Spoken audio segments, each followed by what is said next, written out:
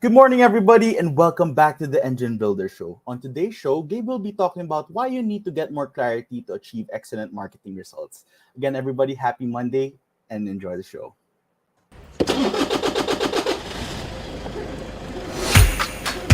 Good morning, everybody. There was always a ton to learn.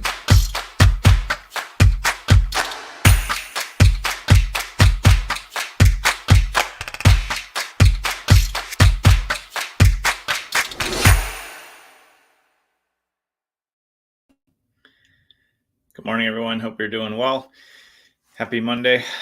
I am grateful that we get to take time together each day to connect for a few minutes. And I'm always grateful for all of you that tune in and ask great questions and are a part of the show. So thank you for making this show a success. And today, as Jethro said, we're going to talk about why you really need to get more clarity to achieve excellent marketing results. And I think that this is an area where I haven't really understood it until probably the past, couple of years, started to really lean into this more and more. But when we take time to really get clarity, there's so many things that come out of that are positive and help us get momentum and help us move forward. And so that's what we're going to talk about today. And I would encourage you to kind of set aside what you've thought about in marketing before, set aside what you've thought maybe about clarity, and just come to this with an open mind, because I'm confident that if you set aside those things, you'll be able to absorb some of what we're going to think through here today. And also, I know for me in the past, this was something I kind of pushed against and wanted to ignore because it made me uncomfortable. But when we get a lot of clarity, it creates accountability naturally. And so what I mean by that is, if we think about from a marketing perspective, we say we want to get this many impressions in front of this many people, and out of that we want to have this many conversations, we want to have this many leads come in. If we get a really specific measurable result that we want, then we're either on track or off track. And the good news with that is that it gives us clear accountability. So we're launching a campaign for internally here at BME and targeting a specific state with one of our offers.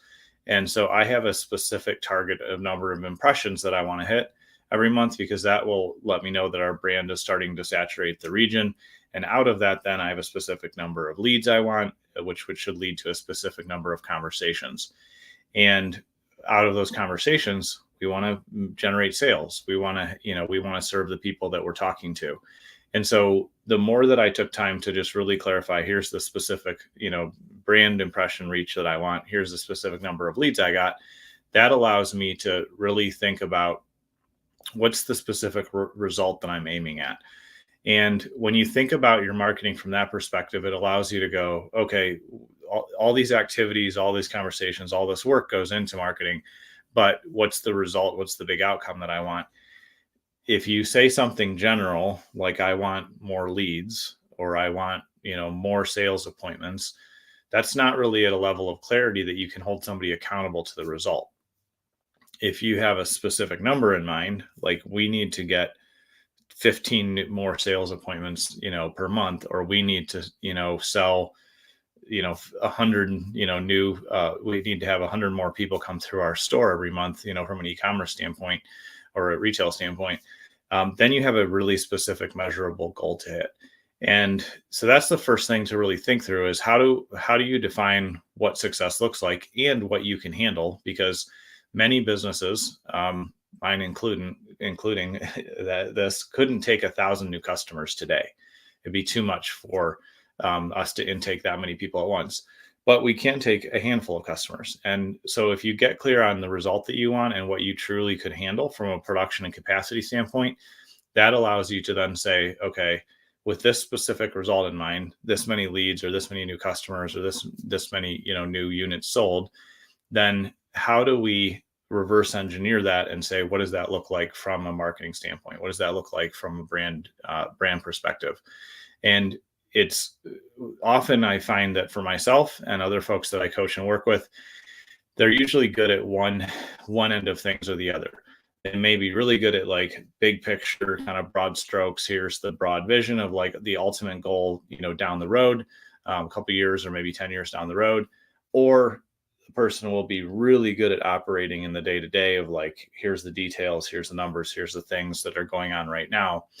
But it takes skill and practice to connect the big vision that we have to the day-to-day that we need to execute on. And that's why that first step of defining things really clearly and saying, here's specifically what I want to happen, the results that I specifically want, and realizing which aspects of that can you control. So as business owners, as leaders, as entrepreneurs who are trying to grow our business, there's things that we have a lot of direct input and control on, and there's other things that we don't have a lot of control on.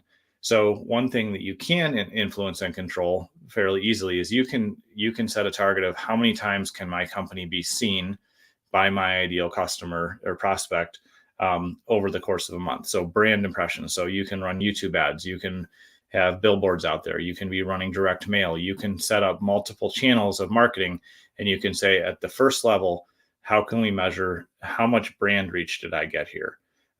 Because that's something that you can easily control input on. Then at the next level, you can say, okay, how many responses can I get from that? So if I get 150,000 people to see my company, see my name, see the offers that we have, out of that 150,000 impressions of people seeing it, then how many can I get to click through and fill out a form, or how many can I get to call me? And so that's another chunk that you can manage and you can optimize. And then once you get people to fill out a form or call you or engage, then the next thing you can start to have input and control on is, okay, of those people that engage, how many can I convert into having a conversation or convert into buying the first product from me? That's another level that you solve at. And then once you've done that, then on the back end, you say, okay, like how long can I have work with this customer? How much can I serve them with? What can I, what value can I add to their life? And so how long can I work with them? And that's like lifetime value. So if we start to look at marketing, not as just like I'm doing marketing activities, or here's my marketing budget, or I hope things work out, which is going to be less successful. If we can start to look at it and get clarity on here's the specific result that I want to achieve, and with numbers, with clarity, with a timeline, that immediately creates accountability for how you're going to show up and invest in your marketing, whether you're doing it, whether you're investing in a team member doing it, whether you're hiring an agency to do it, is when you have that clarity of the result you want. And then reverse engineering it, breaking it down into those manageable chunks, is what allows you to say, okay, I know my big target is I want 100 new customers this year. And in order to do that, I'm going to have, I'm going to get 1 million impressions out of my brand out there, or 2 million impressions of my brand out there. And we're going to get this percentage of people to opt in or click or call or take this next step. And then of the people that buy, here's the things I want to serve them with in the long run. And I want to generate more revenue and sell more to them. So if you start to get the big, clear goal, and then you chunk things down into smaller pieces that you can influence and change and impact, then you have a lot of clarity around here's the goal, here's where I want to go, and here's how, the marketing is going to fit into that. So I know I've kind of talked about in a little bit of general terms, but the intention here is to realize that if you haven't written down a clear marketing plan and you don't have a strategy of how to get there, then odds are you're going to have good times and bad times, and you're not going to know why things are working, when you could, in fact, have a strategic plan that would allow you to have the specific single success metric, the thing you want to aim at the most. Then you'll have the steps that you're going to take to get there. And as you're working through those steps, you can evaluate what's working. You can optimize the things that are working and improve them. You can discard things that aren't working and replace them with better channels or better messaging or better approaches. And as you do that, that's what's going to allow you to grow and scale. It's one of the reasons why one of the first things we do with our clients when we get to work with them is help them build a 12-month strategic marketing plan. Because when you do that, you have a clear path of how to move forward, where you stand today, the assets that you have, your big target, and we chunk it down into a few different phases that will allow you to optimize your marketing and get great results. So those are the things that I would encourage you to look at. And if you do need help with marketing, please reach out. We would be glad to build a strategic plan with you. You can reach us at businessmarketingengine.com. And I look forward to having you on the show tomorrow.